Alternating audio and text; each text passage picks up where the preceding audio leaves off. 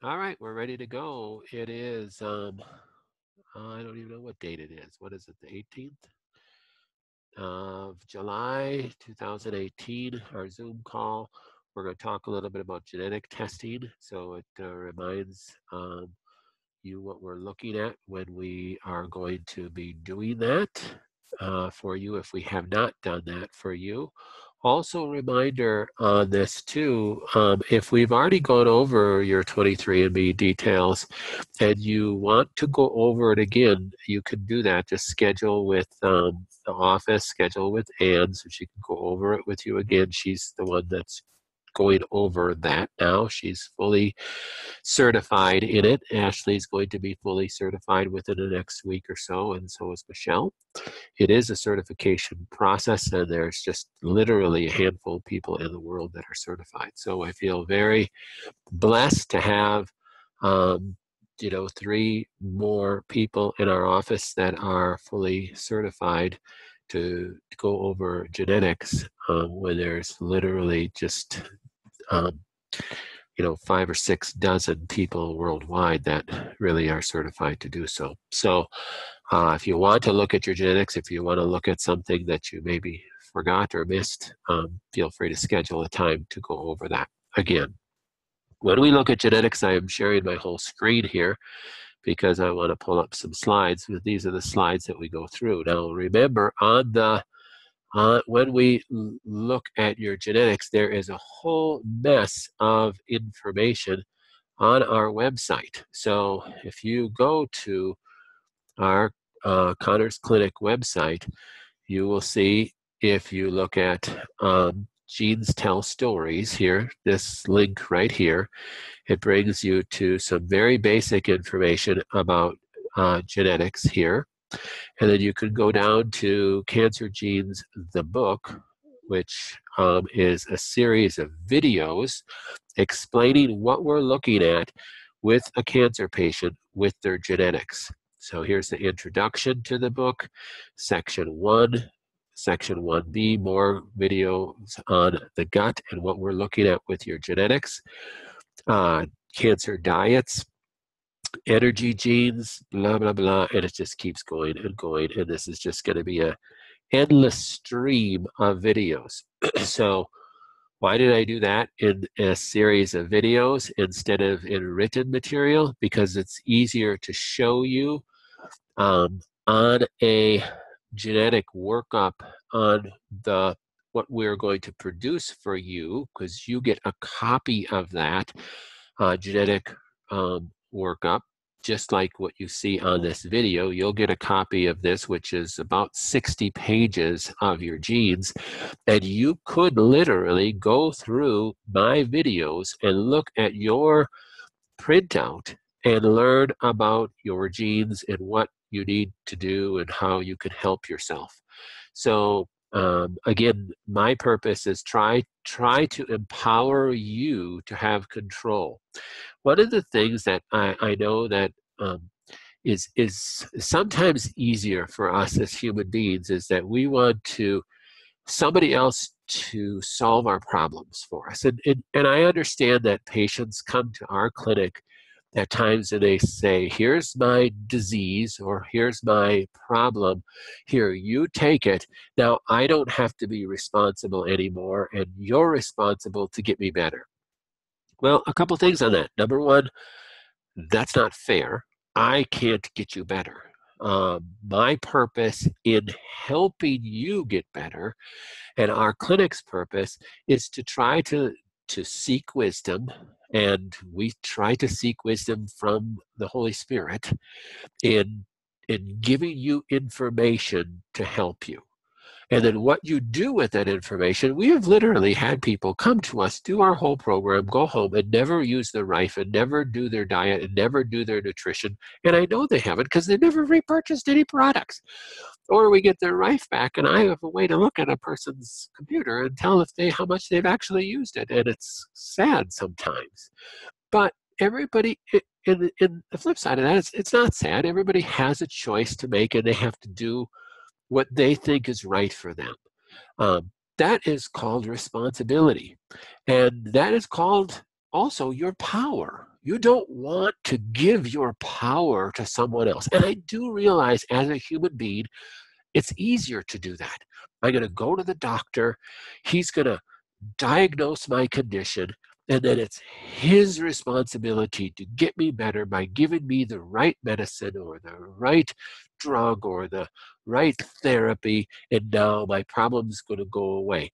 That is what we've been taught in Western medicine, and that is a lie. That's a steal of your power, and allowing that to be in someone else's hands, and it usually doesn't end well.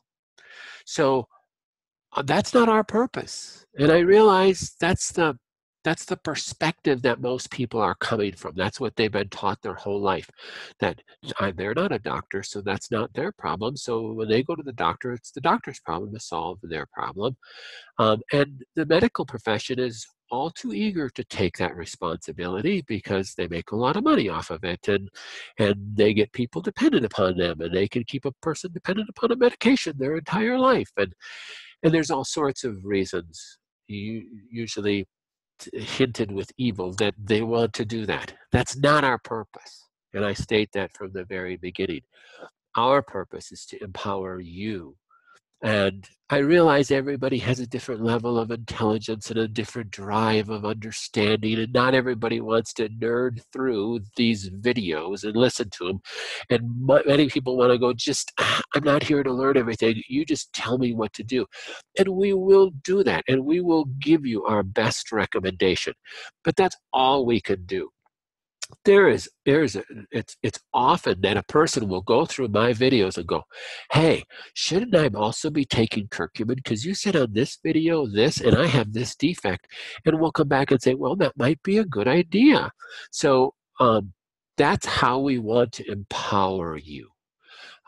So please take advantage of that if you can. I also understand if you don't want to, but we give you every tool that I can possibly think of, and giving our books away and giving away all this information in these videos and doing these Zoom calls every week to try to empower you to not give your power away. And I think if you're dealing with something serious like cancer, the more that you can retain that power over your body, the better your outcome is going to be. So that's just my belief. You can think otherwise, but I think the more you can control your outcome, the better off it's going to be. So it is that we're trying to constantly look at new ways to try to help people. If you got a hint at my tabs on when I had my browser open, it's basically all research pieces. So that's all I do in life. And that's what I feel like my purpose is. And I'm happy to do it. And it's to help empower more people to take information and make better use of it in their life, and hopefully get to the results that they want. Ultimately, knowing that it's all in God's hands, and we fall back in the sovereignty of His love for us and His will for us, and we can trust that wholeheartedly, regardless of what the outcome is going to be. But I do believe it is our responsibility to seek wisdom and to seek knowledge and to walk therein. So it is, we're going to talk about personalized medicine and genetics. Always when we look at genetics, understand epigenetic control trumps our genes most of the time. Yes, if we have a trisomy 21 situation and we're born with Down syndrome, it really has nothing to do with my diet or chemical exposure, etc. But if I have a trisomy 21 situation, a Down syndrome, diet and chemical exposure and such is going to make my condition worse. So though epigenetic control trumps the genetic predisposition most of the time, it's always epigenetic issues affect our genes. What does that mean? Epigenetic means things that are outside of our genes, things that are environmentally driven that affect our genetics. So I've talk to people and scientists that say it has nothing to do with our genes. It has everything to do with our diet and our environment and everything. Well, if you watch any of my videos on understanding the genes, you'll understand that doesn't make any sense. If I have defects in my detoxification pathways and I'm exposed to chemical toxins, I'm going to have more of a health risk and issue and increased risk of cancer and all sorts of disease than someone who doesn't have the same genetic defects in detoxification pathways and is exposed to the same amount or even more toxins than I am. So genetics are extremely important. And when we deal with cancer patients, they're even more important because cancer has to do with certain carcinogens in our environment that affect us, like this slide, all different things epigenetically that are affecting us. And something getting inside the cell and causing a replication increase in replication rate. What's supposed to happen is that we have these genes called tumor suppressor genes that are supposed to kick on in that case of sensing rapid replication, and they should cause a death of that cell or increase apoptotic rate of that cell or the cells that we're talking about. If I have defects in those tumor suppressor genes, I'm going to have a much greater chance of not putting the brakes on that cancer, because remember, everybody has cancer. Everybody has this issue inside of a cell at any given time that's damaging the replication rate, and the replication rate starts to go crazy and the cell starts to replicate. That is cancer. But our immune system then is supposed to recognize that and kill it, and we never get a diagnosis of cancer. That's what's taking place constantly in everybody, even if they don't have a cancer diagnosis. What's helping that immune system recognize that cell that's in rapid replication is that tumor suppressor system. And I say system because there's hundreds of genes that are involved in the tumor suppressant rapid replication cycle of any given cell. So if I have defects in certain sets of groupings, families of those genes, I'm going to have an increased risk of cancer developing and getting out of control and me getting a diagnosis of cancer when that does happen. So we do want to look at those tumor suppressor genes, as well as detox genes, as well as dietary genes, as gut health genes, and all the things that we look at when we look at your genetics.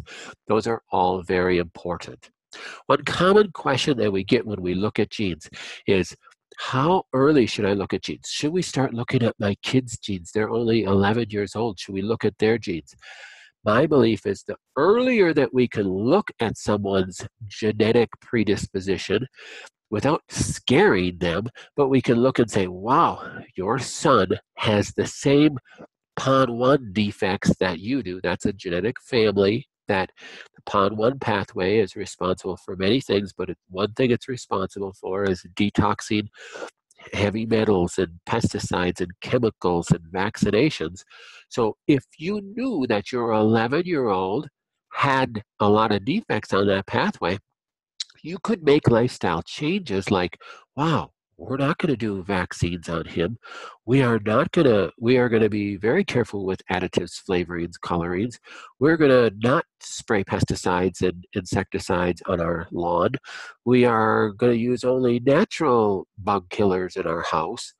Everybody should be doing those things maybe already, but knowing your genetics can kind of give you a motivational uh, push to make certain environmental changes around you that can help prevent disease in the future. And I think that's invaluable.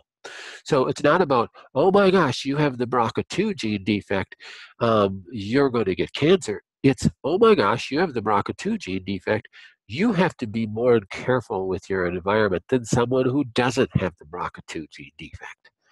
That's what it's looking at. Gives you motivational push to do the right thing. So it's not just tumor suppressor genes. When we look at the folate pathway, the methionine pathway, the transsulfuration pathway, and all the other iron pathways, copper pathways, it gives us a big, broad picture of things that you can change. Maybe a supplement that would be really good for you. Maybe a supplement that you really should stay away from, that can help you live not just cancer-free, but more disease-free in the future, and know how to, where you have weaknesses and where you have strengths. It's just like doing a personality profile at your job. Here's a strength finder profile. Here's really where your strengths are. Here's where your weaknesses are. Maybe we need to strengthen those weaknesses or shore those up so that it doesn't cripple you in your job performance. It's the same thing with your genetics. Here's your strengths, here's your weaknesses. You got serious weaknesses on these detox pathways. We want to support those by, really, you should be on milk thistle or this product on a regular basis, a couple times a week for your life. And that's going to really help prevent toxic exposure. So that's the way to look at your genes in a healthy state, and certainly in a disease state. Where do we need to support things to help things move a little better? That's really what we call personalized medicine, and I think it can't get much more personalized than that. We don't want to just look at somebody in a disease state and try to fix them. We want to look at why they're in that state. And even from a functional medicine standpoint, we used to do testing to see, oh, this person's got mercury toxicity, that's why they have this symptom, so we're going to detox the mercury. Isn't it even a little bit deeper to see, wow, why do they have mercury toxicity? Well, they were exposed to the vaccines, or they had mercury fillings in their mouth. Well, yes, but going a little bit deeper, looking at the genes, they have all these PON1 defects. That's why they can't get rid of mercury. So if we support that PON1 pathway also, knowing that there's a whole lot of things in our environment that you can't stay away from even if you try, you can at least have a better chance in your body to get rid of those things when you're exposed to them. And that's where genetics really give us a shining example. So make sure you go to our website and watch these videos. I mean, it is going to be a requirement, and my staff is trained now. Before your genetic review, you've got to start watching some of these videos, okay? So it's really important, because I know, doing over 500 genetic reviews in the last few years, it's very frustrating. Since I did make some of these videos, here's some, I think on this page here, I have so many videos. I mean, I have about 300 videos. But here on this page, the genetic SNP testing, I have some very generalized videos of how to order your 23andMe. What is a SNP? What are SNP basics? What's the MTHFR gene that everybody talks about? And so this really helps you understand some of the basic things. And even if you don't want to nerd out on these things, it's a lot easier to go over somebody's genetics when they spent a little bit of time understanding the terminology, so that when we do go over it, it's not like a deer in the headlights. Because I know it's a new language, and it's difficult to understand sometimes. The more you can understand about your health, the greater control you're going to have over it, and the better results you're going to get. Okay, so some questions that came in. One question was, what's your opinion on the supplement taurine? Taurine is an amino acid. This person says, I read that people on a vegetarian diet should use this taurine in order to help the detox pathways in the body. So I put a little slide of different things that taurine is found in. Taurine is considered a non-essential amino acid. So amino acids are categorized as essential and non-essential. So amino acids that are essential means that you need to get them in your diet because your body can't make them. Non-essential amino acids means that your body can make them from other amino acids and from other proteins. So taurine is considered a non-essential amino acid. Some people have a more difficult time making certain amino acids, so that can be a problem. And certain animals I know have a difficult time making taurine, like cats have to get taurine through their diet. Humans, they should be able to make taurine normally um, through other amino acids that they consume. But if you are a vegan, especially, and you're not eating any of these things, you're not getting taurine in your diet. Now, these are just the most common sources of taurine. Now, if you're eating eggs, but you're not eating dairy and meat, you're getting plenty of taurine. Taurine has good and bad things. Just like everything else, it's all about balance. Remember, there's no such thing as a good thing and a bad thing. Generally, it's about balance when we're talking about specific nutrients that your body needs. The good about taurine is taurine helps with muscle contraction. Taurine helps with detoxification because it aids phosphatidylcholine and production of bile. So it does help with the detoxification, phase 3 detox in your liver. The bad about taurine is that taurine is a stimulant. It's a stimulant to your cardio muscles. It's also used as a neurotransmitter in your brain, and it's a stimulatory neurotransmitter. Now, we've talked a lot about stimulatory neurotransmitters when we spoke about glutamate. So, glutamate is also a stimulatory neurotransmitter. Taurine is used, probably the most common source of taurine that you've seen is in energy drinks. So like Red Bull and those energy drinks have a lot of taurine because taurine is an excitatory neurotransmitter. So it just like turns your brain on. That's what helps wake you up, right? So when you shoot down a Red Bull, you got caffeine in it and you have taurine in it, which is highly stimulatory to your brain. Well, the danger of stimulatory neurotransmitters to your brain is you literally fry out those pathways and you can severely damage your brain and increase Alzheimer's risks. So I'm not a fan of supplementing taurine as a supplement. You could go to your local health food store or go on Amazon and search for taurine, and you'll have a whole bunch of supplements that are, 100 milligrams of taurine. I don't know what milligram dose they come in because I've never sold them. I'm not a fan of that. The issues other than brain issues, which is bad enough, is you can have heart issues with it. I remember one time they were giving samples of an energy drink. This is the first time energy drinks were out. This is probably, 10 years ago in a local mall, and I took one of these energy drinks. It was literally a half an ounce, little teeny little glasses that they were, little cups like communion cups that they were giving it in. I sampled it, and my heart rate went like through the roof for about 20 minutes. I have a sensitivity to taurine, obviously, so I've never had one of those energy drinks except for that half an ounce that I consumed that one day because I felt like my heart was going to explode. It's a strong stimulant, and you have to be careful with that.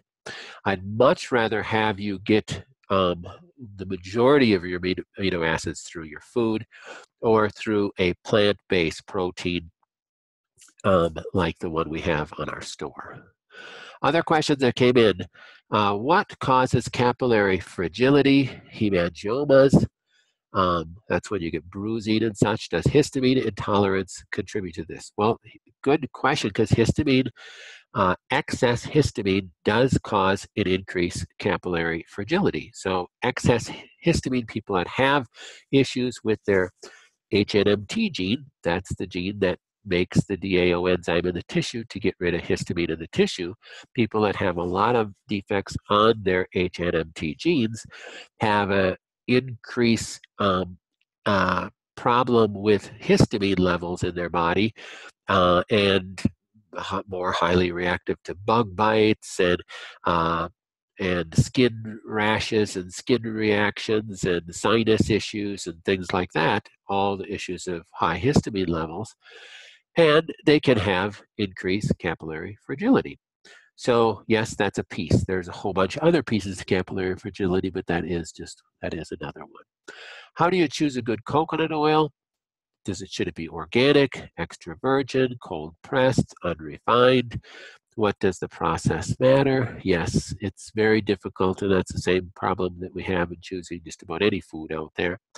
I would say I would pick organic first. So I know there's other people that say, oh, you should only get coconut oil that's in a dark jar because coconut oil isn't stable in a clear plastic jar. Yes, that is true. But it also depends on how long it's been on the shelf. Personally, we get our coconut oil at Costco. It's organic, and Costco flies through their merchandise, so it's never sitting on the shelf. And then we keep it in a dark cupboard, so it isn't exposed to sunlight. TrueRife has new updates with new frequency delivery systems in their hyperdrive, etc. Should we update our programs? Yes, I think that you should update your TrueRife programs about every 3 to 6 months. However, that's really only if you're using other programs than the ones that we made for you. When you update your TrueRife programs, it will not change the programs that we made for you. It will change if they made any changes, if Mike made any changes to other programs. And that's a good thing because he's updating and tweaking different frequencies on different programs or adding programs. So if you're not ever using any other programs than the ones that we created you, there is no ever reason for you to update your TrueRife program.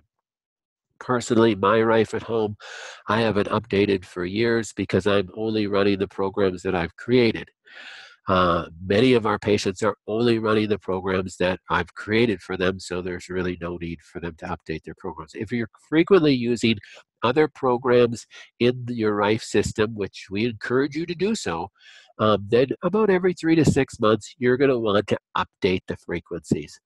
To update the frequencies, I don't have Rife on this computer that I'm on right now, so I can't show you, but you literally open up any program, your Rife, the computer, we're talking about the computer that your Rife is on. So the computer that you got from our office has to be connected to the internet to do this. You cannot update the Rife program if it's not connected to the internet because it's updated through the internet. So if you're connected to the internet, you open up the computer, you go to any Rife program, and you'll see on the top tab bar, update frequencies. You click on that and let it go through its sequence. You might have to hit yes a couple times and it'll update. It takes about 5 minutes and it's all updated. That's how simple it is. Concerning the Sequex machine, can we do repeating programs for 2 to 3 sessions of 1 through 10? Yes, you can. You can't overdo those programs. You could do multiple sessions a day. And for those who don't know what the Sequex is, we have some people that have a home Sequex at home. This person does. It's a wonderful low frequency PEMF machine that is running specific frequencies similar to the Rife machine through a different mechanism. I love the Sequex machine. It's fantastic. So it's a great tool to be doing on a regular basis, daily basis. Personally, whenever I go on the Sequex machine, ask my staff, I fall asleep. So it's very relaxing to me, and it's a great machine. So you can't really overdo it with your programs. All right, so I'm going to open you up to questions and unmute everybody. So if anybody has any questions, now is the time to speak up.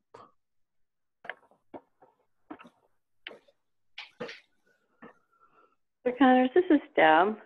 I went to the store, and right now all the summer produce is out and really, really relatively cheap, organic ones. Is it okay to buy in bulk and cut it all up and freeze it in freezer bags? And does the freezer bag plastic leak into the food? No, I don't think it does.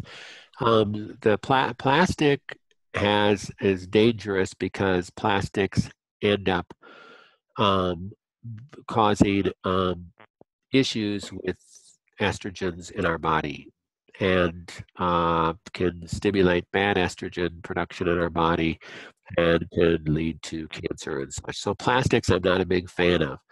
But really, plastics give off that product into the food when it's heated.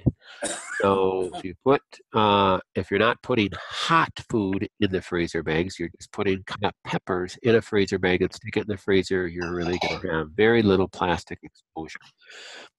There are some people that would say if you really want no plastic exposure, put it in a glass thing and put it in the freezer. I don't know how, you'd have to get some sort of Pyrex freezer-proof container to do that. And if you really want to be perfect in that, that'd probably be the perfect thing to do. We put our vegetables, we have a big garden, chop up peppers. My wife did it and put it in freezer bags and did that. I don't see any bigger harm in doing that.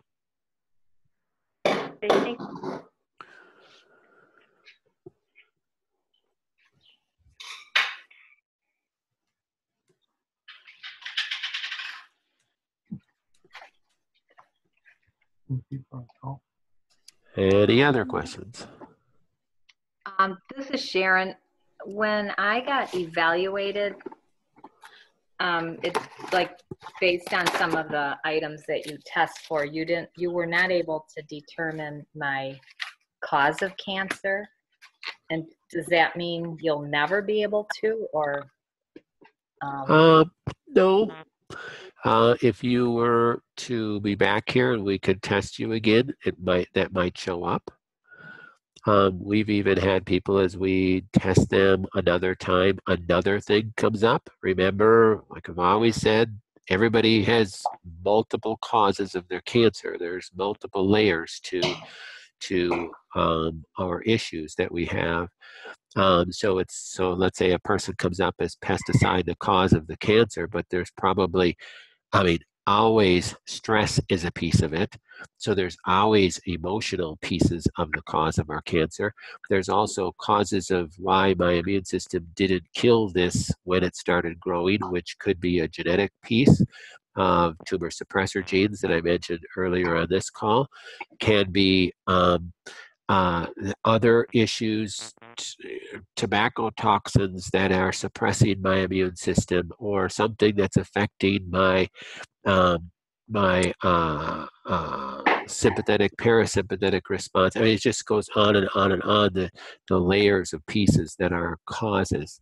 The reason why some people, you're not the only person, that we can't find the specific cause is that it's not really one specific cause. It's just a conglomeration of a bunch of different things. So it's like your body wouldn't tell us the one thing, because it's almost like your body saying, that's not important. That it's too complex. So just move on and figure out how you're going to correct this. So I wouldn't say it's always going to come up, but there's a chance. Let's say you came back in the office tomorrow and we test you, that something would come up.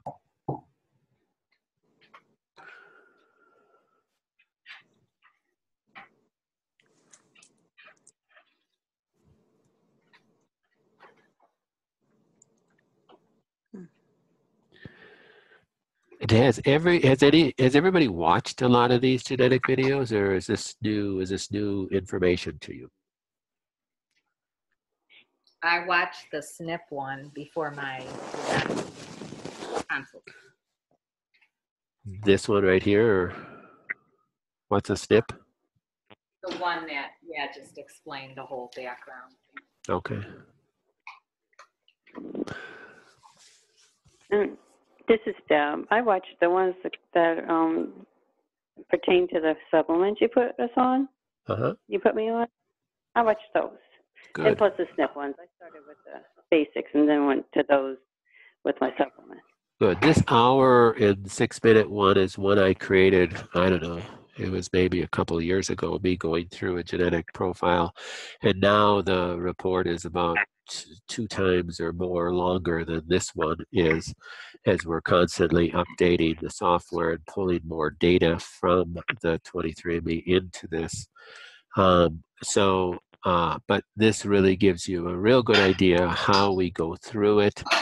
I mean, literally it takes a good hour or so for us to go through this and through your data prior to us getting on the phone with you and making recommendations, and then it takes time to put those together afterwards. So it's a good several hours worth of work on our part to do that. So it's just easier if you have kind of done a little bit of homework, so you're not asking questions that have been answered multiple times on these videos. So it just helps you. Again, it empowers you, and that's what we're trying to do, is give you that that information so that you, because I think a big part of any disease is fear. And that's, I think, the more information that you have, that can help dispel some of that. And that's what our purpose is here. So, so make sure you take a peek at some of those. Dr. Connors, this is Crystal, and I have a question. You had said when I was in there about my genetic testing that some of the genetic defects that I have might possibly be passed down to my children. If they would like to take a 23andMe test, is there some place they can go to, have this into them? I mean, do you guys do that for someone who is a patient? Yeah, we do. So okay. if somebody calls us up out of the blue and they don't know us from Hoot, but they maybe saw one of my videos on YouTube or something like that, and they this is really common. So we get people that contact us and say, "Oh my gosh, I saw one of Dr. Connor's videos, and I did my 23andMe a year and a half ago, and my doctor read it and gave me a one-page sheet of the answers, and it didn't help me at all." And his videos talk about a 60-page report that you guys go through. How do I get that? Because, again, not to knock other doctors out there, but if you don't understand how to read your genetics, you're just looking at a few genes and then making a physical assessment on a patient.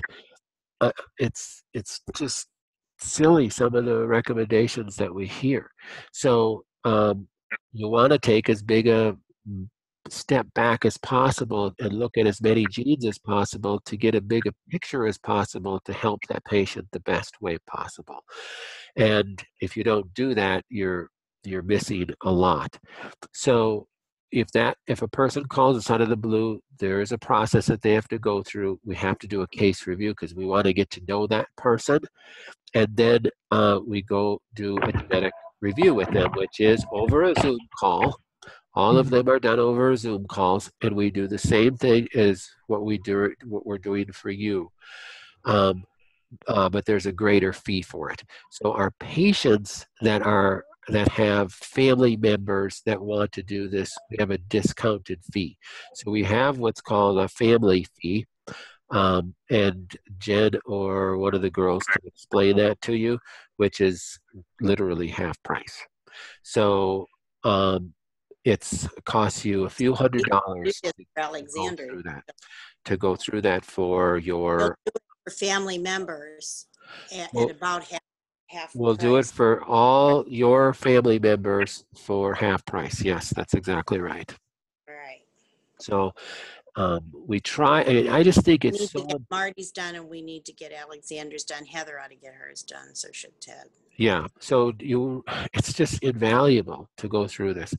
Now, understand if it's an 11-year-old boy, we're going to go over that 11-year-old boy's genes with the parent, not with the 11-year-old boy. But it can be invaluable for kids and for family members. So we really want to we really want to make that available. Okay, thank you. Caller on the cell phone. All right, any other questions before we sign off for tonight? Dr. Connor, this is Patty Ross. I do have a question about how young, like what is the... Well, like, the biggest thing is ability to get a sample. so as soon as you can get the child to be able to spit in the bottle. That's right.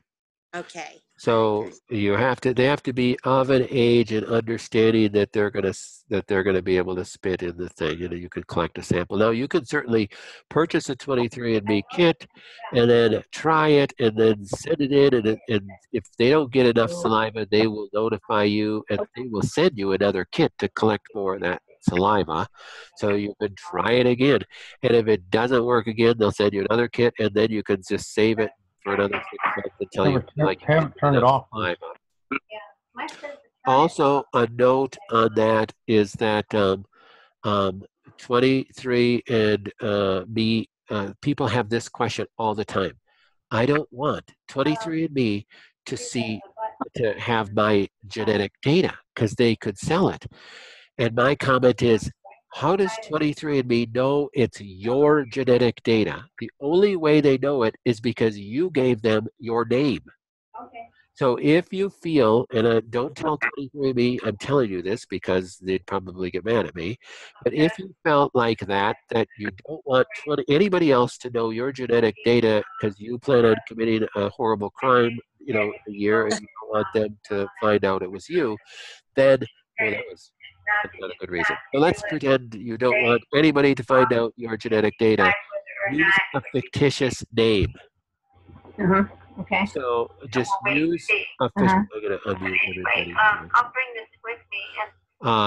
Use a fictitious name and create a new email, because your email is going to be your username, and then you create a password with 23andMe. So just use, if you don't want them to have your child's data that you're afraid they're going to sell it. Now there's new laws that are preventing them from doing that like they used to a few years ago. But if you still don't trust them, which maybe you don't, just write down a different name. You have to tell us what that name is. It will go in as your name in our software, but understand our software is our software. Nobody else is going to be able to see it. So, and your data is protected through the PMA, so nobody can even request your information in. So even if some governmental agency called us or sent us a letter requesting all your information for some reason through the Pastoral Medical Association, that's one of the great things about being a part of it, is that all your records are sealed. I don't care who they are, they don't get your records. And nobody's going to see your genetic stuff but us. So it's all safe with It went us. through both times. Oh. Right. I couldn't hear anything but that noise. So I've been up for 3 weeks. Okay, phone any off. other questions? The red button on it for about 10 seconds. Oh, okay. And then on the back, there Okay. is... All right, so we're going to close it up for tonight. And remember to send your Zoom call questions into connorsclinic@gmail.com and write a little heading in the info bar that it is a Zoom call question so that we see that. And we will be able to get your call question on our slide and be able to answer those, hopefully, as best I know how. And we'll see you guys next week. I have to go in Thank you. All right, bye-bye now. sample, and then they're going to do another test where you breathe into a bag to see if I have this.